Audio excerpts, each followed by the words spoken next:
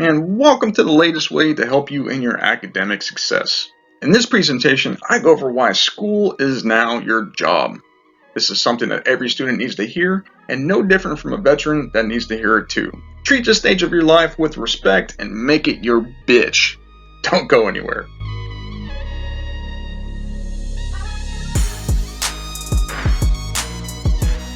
You decided to get out of active duty and hit that education trail and get the job of your dreams. Congratulations. Or you wanted to go the school route and continue the time-consuming nature of life, at least do something productive. Whatever your reason, it's your right to use the GIbill in any way you want. You earned it. All the blood, sweat, tears, and getting yelled at for doing corrective training at the most insignificant shit that you could possibly think of gave you right to have your school bought and paid for. You got it. You signed that dotted line, and now your time in service has ended. Just don't start doing dumb shit because you can. Guess what? You don't have to pay for school and worry about getting a job if you don't want one. Unless you're eating steak and lobster every night, living in a luxury apartment, you're pretty much taken care of by the GIbill's living stipend. So you would take your job seriously, right? At least I would hope so. Make every effort to get those good grades and that piece of paper at the end and move on with your life. This is a stepping stone for something greater that you want to achieve. Socialize, go out and have some fun on the weekends by all means. But remember, when you're in class, that means business. Just like a job, you have deadlines to make. In school, you have the same thing. Projects, papers, presentations, homework, studying, all needs to be accomplished in a period of time. If not, you'll get a lower grade, or maybe not one at all.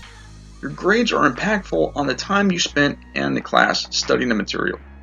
When you get a lower grade, you just showed a professor and yourself that you didn't spend enough time learning the material they wanted you to learn. If you get enough lower grades, then you don't have to retake the class and waste more of your time. Who wants that? As a helpful word of advice, do everything you can to pass your class that first time. Or your 4-year degree might turn into 5 or more years. I don't want that. You were a professional military, so why all of a sudden are you not in school? Starting your professionalism in class will translate to you when you graduate and start your new job.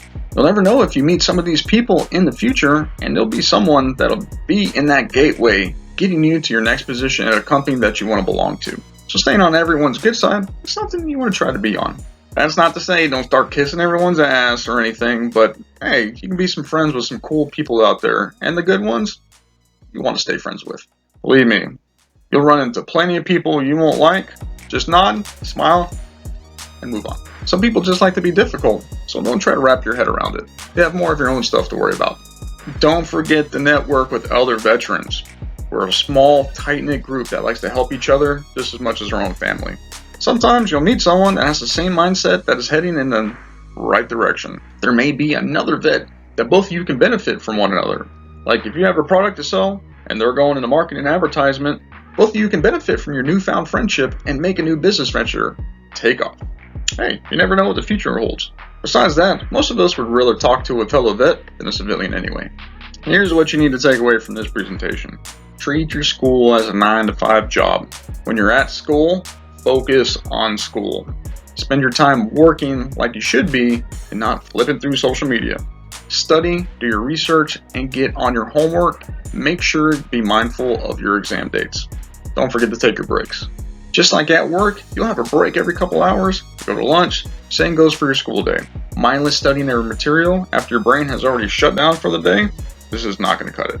You'll need calories to feed the brain, and you just can't survive off of coffee and energy drinks all the time. 20% of the carbs that you consume of your day go straight to the gray matter. Staying caught up and take your vacations.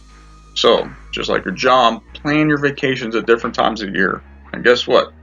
Your breaks come at the middle of the semester and at the end of each semester. Hey, when that vacation hits and you're already caught up, all you need to do is just refresh your gray matter and go over your notes a few times, then by all means, go out and visit some family and friends.